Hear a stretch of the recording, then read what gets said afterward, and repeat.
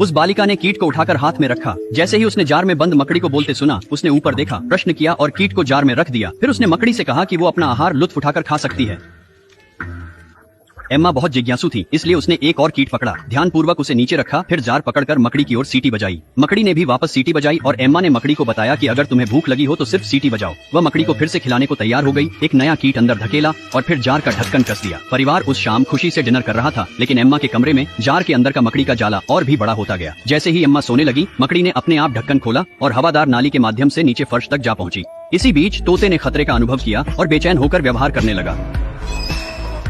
अगली सुबह सफेद बालों वाली महिला ने लाउड चीख मारी जब उसने देखा कि तोते के सारे पंख चले गए थे। जॉन भी शॉक्ड था और महिला ने उसे कीट विशेषज्ञ को बुलाने के लिए कहा। कीट विशेषज्ञ सैम पहुंचे और उन्होंने तोते पर एक अज्ञात चिपचिपा पदार्थ देखा। उन्होंने चारों ओर मशाल की रोशनी मारी और संकेत मिले तो उन्होंने हवादार नाली में धुआं बम फेंके ताकि किसी भी कीट को मारा जा सके। एम्मा अपने फोन पर बिल्ली की आवाज बजा रही थी और अचानक जार में बंद मकड़ी ने भी वही आवाज निकाली। एम्मा ने जिज्ञासा से पक्षी की आवाज चलाई और मकड़ी ने उसकी भी नकल की। तब एम्मा ने कीड़ों का एक झुंड पकड़ा, सीटी बजाई और अपने कान जार के पास रखे, उसी आवाज को अंदर सुनते हुए वो अति प्रसन्न हुई।